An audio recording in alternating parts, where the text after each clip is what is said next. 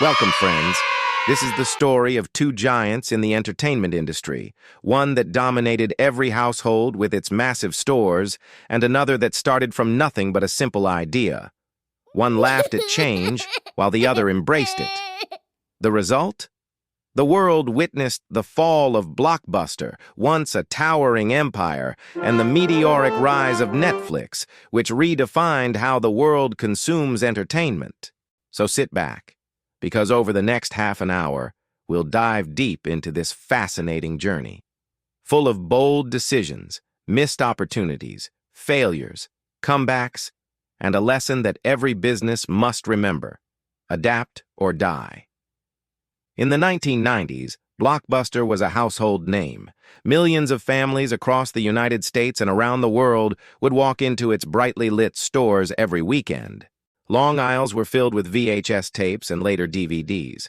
Renting a movie was an event. People would spend hours browsing, debating which title to take home. But there was one catch.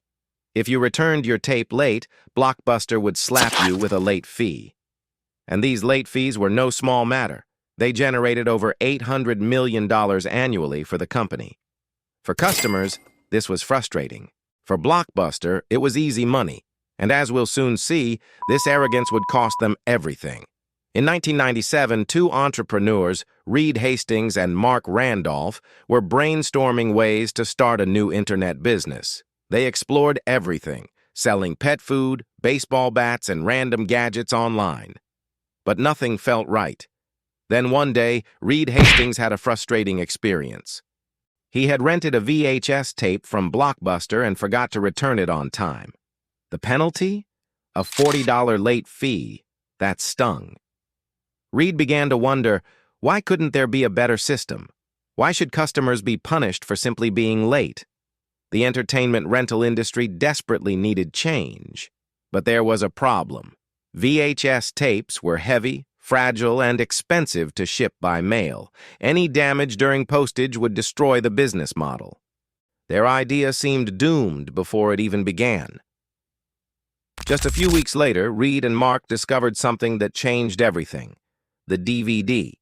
This new technology was lighter, smaller, cheaper, and far easier to ship. Suddenly, the idea made sense. Instead of running to a Blockbuster store, customers could rent DVDs online and receive them in their mailbox.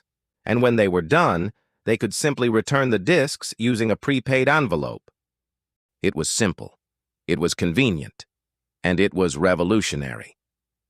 Reed and Mark didn't have much money. They rented a small office, filled it with cheap folding tables and secondhand furniture, and hired employees with the promise, if this business works, you'll get shares.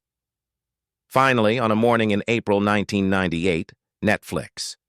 Com went live. To make it fun, they installed a small bell in the office. Every time an order came in, the bell rang. The very first order? Mark himself placed it to test the system. But then, just a minute later, the bell rang again. This time, it was a real customer. By the end of the first day, Netflix had received 137 orders, far more than expected. The journey had begun. Netflix allowed customers two options: buy a DVD for $25 or rent one for $4. Surprisingly, most people wanted to buy, not rent. This worried Reed and Mark because their vision was always about rentals. Buying DVDs wasn't sustainable. Once sold, there was no repeat business. Renting, however, meant the same disc could generate revenue over and over again. To make matters worse, Amazon was watching closely. Jeff Bezos had already conquered online book sales and was preparing to dominate DVDs as well. He even offered to buy Netflix. Reed and Mark refused. They weren't interested in being swallowed by a giant. Netflix tried creative promotions. At one point, they partnered with DVD player manufacturers.